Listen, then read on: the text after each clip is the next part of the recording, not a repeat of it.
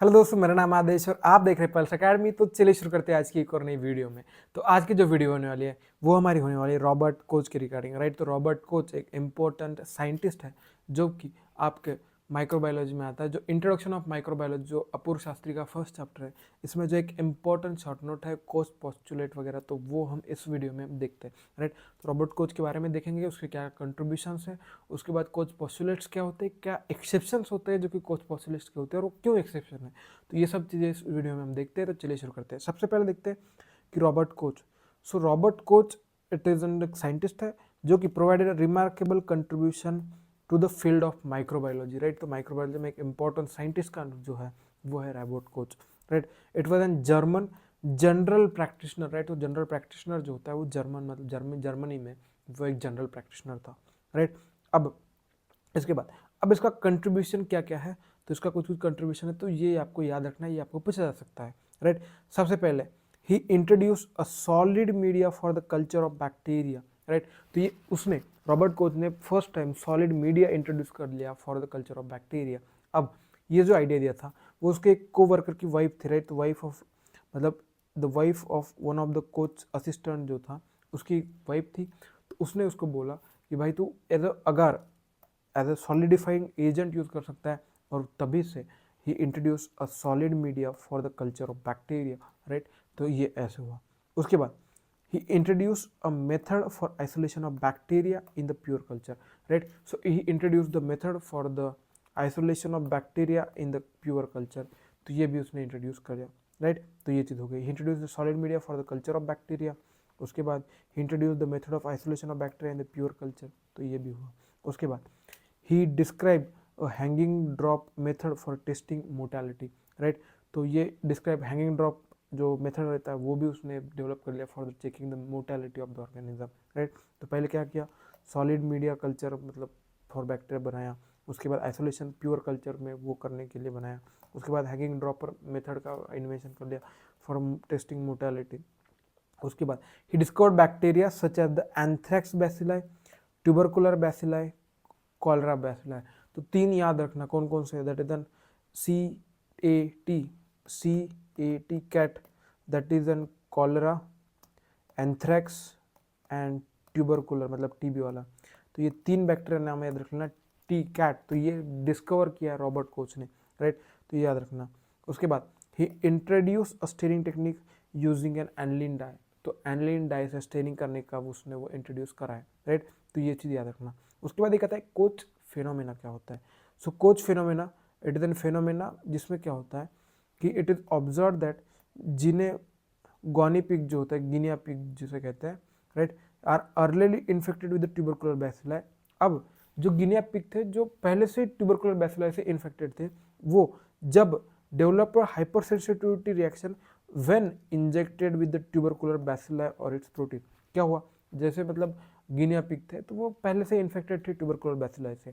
अब जब ये फिर से मतलब उसमें इंजेक्ट कर लिया गया, क्या उसका ट्यूबरकुलर बैसिलाई का प्रोटीन वगैरह हो गया या बैसिलाई इंजेक्ट कर लिया, तो वो हाइपर सेंसिटिव रिएक्शन दिखाने लगे, और that is called as an, तो यही चीज़ है, that is called as an Koch phenomena, बाकी कुछ है नहीं। Then injected with tubercular bacilli protein since the observation is called as an Koch phenomena. बस इतना ही है, उसके अलावा कुछ नहीं। उसके बाद कुछ पोस्टुलेट्स आते हैं, तो कुछ पोस्टुलेट्स आपको जैसे है वैसे याद करने, राइट। तो हम देखते हैं कुछ postulate. Robert Koch had postulated that the microorganism can be accepted as the causative agent of an infectious disease only if four criteria are fulfilled, right। तो मतलब कि postulated micro organism can be accepted कि किसी disease का वो micro organism causative organism हो सकता है तब जब ये चार क्राइटेरिया फॉलो करे, तभी वो उसका कॉजेटिव ऑर्गेनिज्म हो सकता है। तो ये इसने कहा है। तो सबसे पहले फर्स्ट चीज, the micro organism should be constantly associated with the lesions of the disease, right. तो माइक्रो ऑर्गेनिज्म है तो वो आपको वो लीजन में हमेशा मिलना चाहिए, उसके साथ एसोसिएटेड रहना चाहिए।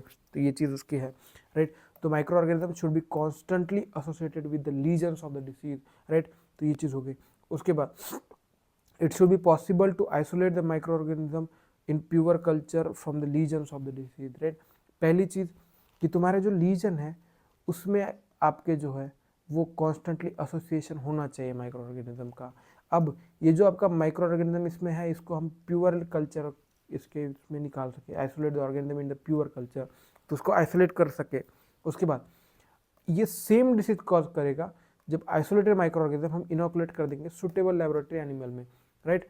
तो ये चीज़ हो गई। और it is possible to re isolate the organism in pure culture from the lesion produce in the experimental animal. क्या चीज़ है, मतलब मोटा मोटा याद रख लीजिएगा, आपको ये तो याद करना ही है, बट आपको एक स्टोरी के थ्रू समझना क्या होता है। सबसे पहले हम करेंगे कि कोई भी माइक्रो ऑर्गेनिज्म कोई भी लीजन प्रोड्यूस करता है तो वो लीजन में वो माइक्रो ऑर्गेनिज्म होना चाहिए। तो सबसे पहला पॉइंट है कि कोई भी माइक्रो ऑर्गेनिज्म जो लीजन कॉज करता है वो लीजन में वो प्रेजेंट होना चाहिए, राइट। तो ये चीज़ होगी। उसके बाद सेकेंड पॉइंट होता है कि वो लीजन से वो माइक्रो ऑर्गेनिज्म आइसोलेट करना आना चाहिए, पहली चीज, राइट। तो हो गया आपका दूसरा पॉइंट।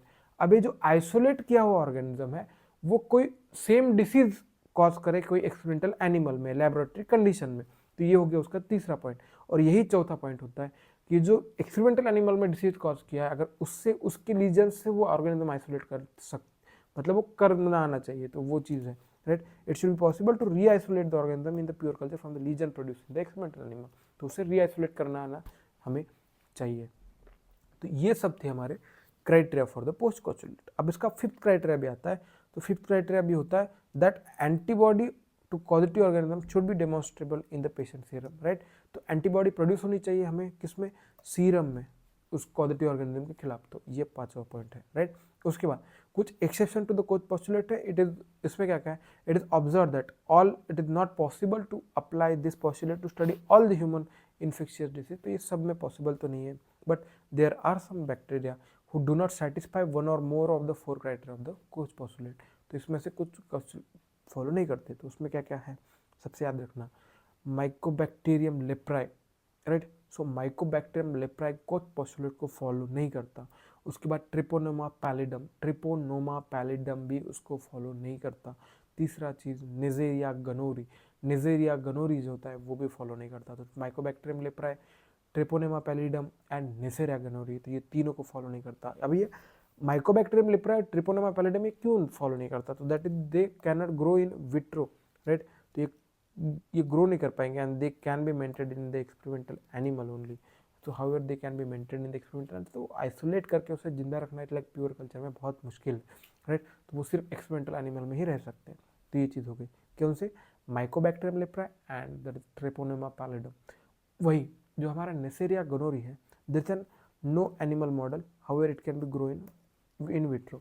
तो इसमें कोई एनिमल नहीं होता, only it can grow in the in vitro, तो एनिमल में ग्रो नहीं करता। तो वो एक चीज़ यहाँ पे आती है, तो उसकी वजह से भी एक्सेप्शन उसका बनता है, राइट। तो ये सब था हमारा जो उसमें हमने देखा कि कोच पोस्टुलेट या कोच के रिगार्डिंग क्या क्या था, क्या उसका कंट्रीब्यूशन था।